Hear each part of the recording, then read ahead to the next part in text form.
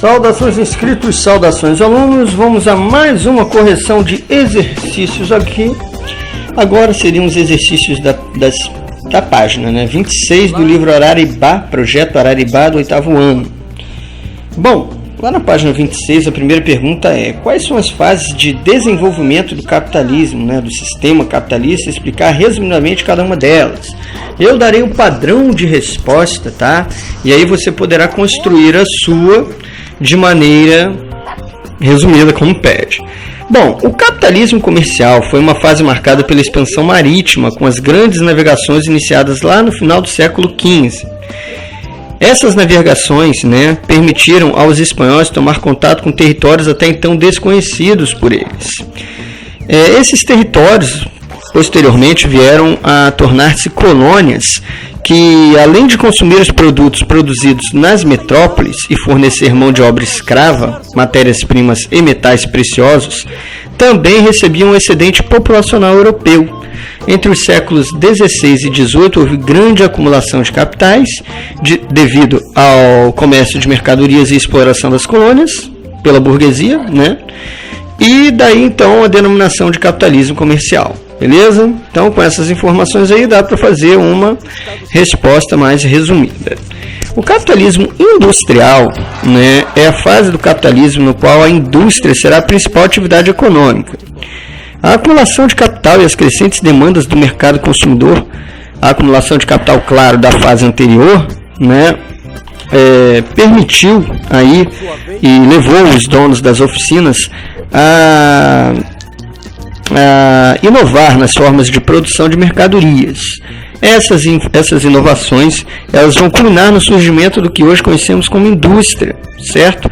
Essa fase do capitalismo vai estar amplamente, né, e fortemente influenciada pela Revolução Industrial, tá? Bom, temos também agora, o livro ele coloca aí como o capitalismo financeiro sendo a fase atual, certo? Para alguns estudiosos, tá? Essa seria a fase atual do capitalismo. Outros já dizem que nós estaríamos numa fase que seria do capitalismo informacional. No 8º ano a gente ainda não trabalha muito isso, né? Trabalha mais no ensino médio. Então vamos nos ater a essa questão aí. Tem alguém passando, gritando na rua, né? Mas, bom, essa fase, como eu falei, é caracterizada pela integração entre capital industrial e capital bancário. Nessa fase, as indústrias vão incorporar ou criar bancos, ou então até mesmo os bancos vão absorver as indústrias, certo? Para quê? Né? Para poder captar recursos, certo? Captar recursos financeiros, e aí esses recursos serem investidos em outras áreas, né? Em máquinas, em infraestrutura, etc.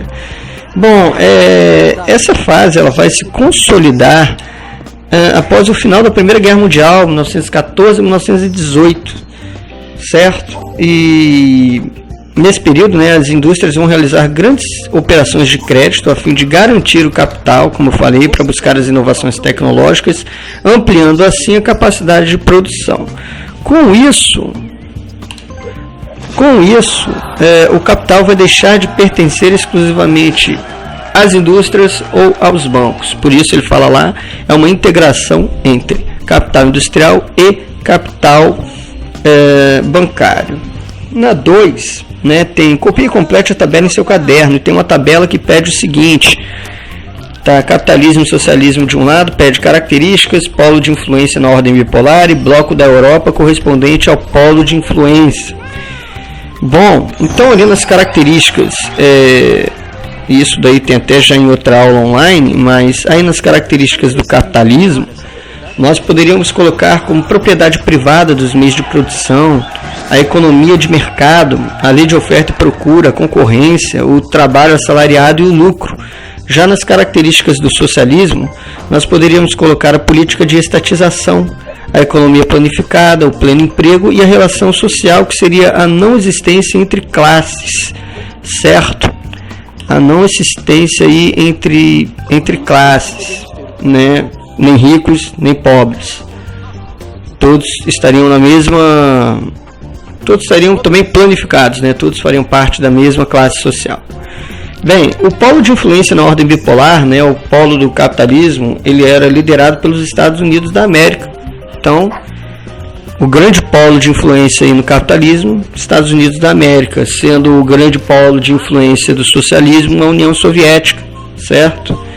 E o bloco da Europa correspondente ao polo de influência, no caso do capitalismo, lá liderado pelos Estados Unidos, seria a Europa Ocidental, e no caso do socialismo, liderado pela União Soviética, seria a Europa Oriental.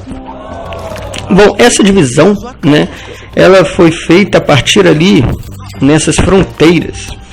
Elas foram estipuladas, né, as fronteiras entre os blocos capitalista e socialista na Europa correspondiam em linhas gerais às posições atingidas pelos exércitos anglo-americanos, que eram os ingleses e os americanos, né, e os soviéticos em 1945 na ofensiva final contra o nazismo, tá? Então, aonde as tropas chegaram após o fim da Segunda Guerra Mundial foi onde foram estipuladas as fronteiras entre esses dois blocos, capitalista e socialista, certo?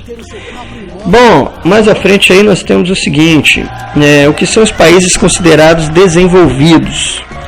Os países desenvolvidos são aqueles que apresentam bons índices socioeconômicos, quando por vezes excelentes, tais como alto produto interno bruto, né, ele é da casa aí dos bilhões, trilhões, né, para você ter ideia, no ano de 2009, se não me engano, vou até ler a informação aqui, isso mesmo, olha só, no ano de 2010, né, o PIB dos Estados Unidos chegou a cerca de 14,5 trilhões de dólares, o do Japão a 5,4 trilhões de dólares e o da Alemanha 3,2 trilhões de dólares. Tudo isso daí, né, como eu falei, Japão, Estados Unidos, Alemanha, países desenvolvidos, tá? Então, mas não é só o PIB, tá? O PIB, como eu disse, ele é alto, o sistema de saúde e educação ele é bom, é excelente, certo? A renda per capita, que é a renda, né, distribuída por cada cidadão, cada habitante, ela é alta e bem distribuída, os índices de natalidade e mortalidade são baixos, principalmente infantil, e nesses países a parcela da população pobre ela é reduzida. A maior parte da população, na verdade, ela é da classe média e tem elevada qualidade de vida. Também pergunta o que são os países subdesenvolvidos. Os países subdesenvolvidos, claro, vão ser totalmente contrários dos desenvolvidos. Eles são aqueles que apresentam índices socioeconômicos ruins, quando por vezes péssimos, né, o baixo produto interno bruto, o sistema de saúde, né, e educação, ele também é péssimo ou ruim. Esse produto interno bruto, geralmente, né, ele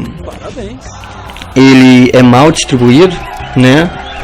Então existe a questão do produto interno bruto ser baixo, dos sistemas de saúde e educação serem ruins ou péssimos, da renda per capita ser também mal distribuída, certo? E ela é baixa também, a renda per capita, né?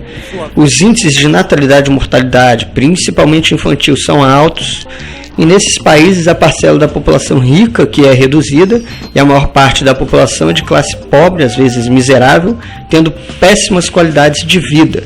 É comum também haver violações de direitos civis, violência e miséria, né, nos países subdesenvolvidos. E também temos aí os países que são considerados emergentes ou em desenvolvimento, tá? Esses daí seriam meio que um meio termo, né, entre o subdesenvolvido e o desenvolvido. Os países subdesenvolvidos industrializados, também conhecidos como emergentes, são aqueles que ainda apresentam características de países pobres, são sistemas de saúde e educação deficitários, a renda per capita mal distribuída, a pobreza, né?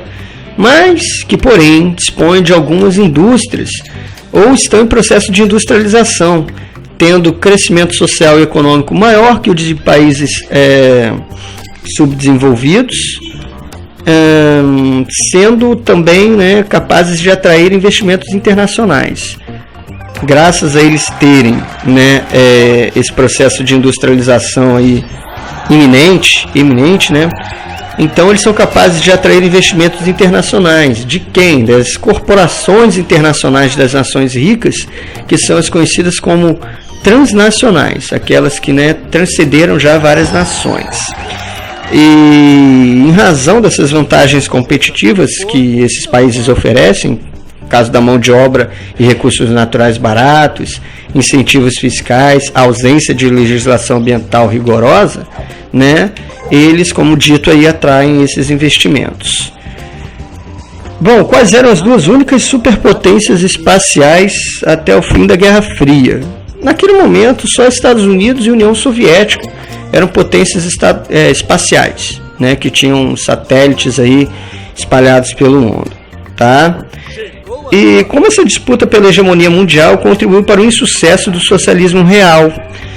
O que aconteceu, né, no caso da União Soviética foi o seguinte: durante décadas, né, a União Soviética investiu grandes partes dos seus recursos financeiros na indústria de armamentos e na indústria espacial, em prejuízo de outros setores da economia. Além disso, enviava grandes somas para sustentar a economia de outros países, como Cuba, por exemplo, o que acarretava grandes gastos ao seu tesouro público. Assim, os soviéticos não conseguiram acompanhar as economias capitalistas no que diz respeito aos investimentos em setores como a indústria de bens de consumo, informática, telecomunicações, agricultura, né? E aí acabou enfrentando graves crises de abastecimento. Por fim, né, de fato, em 1991, né, o sistema socialista, ou melhor, a União Soviética, viria a acabar, tá? Depois, nós temos aqui para redigir texto, né, em grupo, com algumas, basicamente assim, redigir um pequeno texto a respeito das diferenças entre os países desenvolvidos e subdesenvolvidos, empregando as seguintes palavras ou expressões: desenvolvidos, consumismo, cidadania, concentração de renda, qualidade de vida, dominação tecnológica e subdesenvolvidos. Então aí, né, basta você utilizar esses termos para você construir um texto explicando, né, a questão de que a concentração de renda ela é muito maior nos países subdesenvolvidos, o consumismo é uma característica dos países desenvolvidos, a cidadania, né, ela é muito mais eminente, né, ela é muito mais vista, ela ocorre, né? O sujeito é muito mais cidadão no país desenvolvido do que no subdesenvolvido, certo? Os países subdesenvolvidos sofrem de uma dominação tecnológica, né? Tudo que a gente compra tecnologicamente avançado, videogames, computadores, celulares, carros, tudo vem de nações desenvolvidas, certo? A qualidade de vida nas nações desenvolvidas é bem melhor. E aqui nos países subdesenvolvidos, e o Brasil ainda é um pouco subdesenvolvido, é bem pior, tá? Na questão 6, certo? Tem duas fotos. É um menino, né, numa lanchonete de fast food no Reino Unido e uma criança pedindo esmola na Índia, né? Um menino na lanchonete de fast food está no Reino Unido em 2011 e a menina, criança, pedindo esmola na Índia em 2009. E pede para refletir sobre as condições de vida, né, das crianças, né, retratadas nas imagens, elaborando uma redação com base no que você estudou até o momento. Bom, basicamente dá, pelo que a gente já disse aqui, né, a condição das crianças de vida, né, a condição de vida das crianças nos países subdesenvolvidos é muito ruim, a ponto de, como nós vimos nas imagens, elas terem que pedir esmola para sobreviver, enquanto nos Estados Unidos, nos países desenvolvidos, como os Estados Unidos, como o Reino Unido, o padrão de vida é muito bom, né? As crianças lá, claro, não sofrem de desnutrição, a taxa de mortalidade infantil é bem menor, né? O sistema de educação é ótimo, quando não excelente. Então, basicamente versará, né, sobre isso o seu texto, tá? Bom, vamos finalizar então aqui, fizemos a correção, como eu disse, da página 26, Projeto Araribá, 8º ano, tá? Então você poderá ver e rever aqui essa videoaula.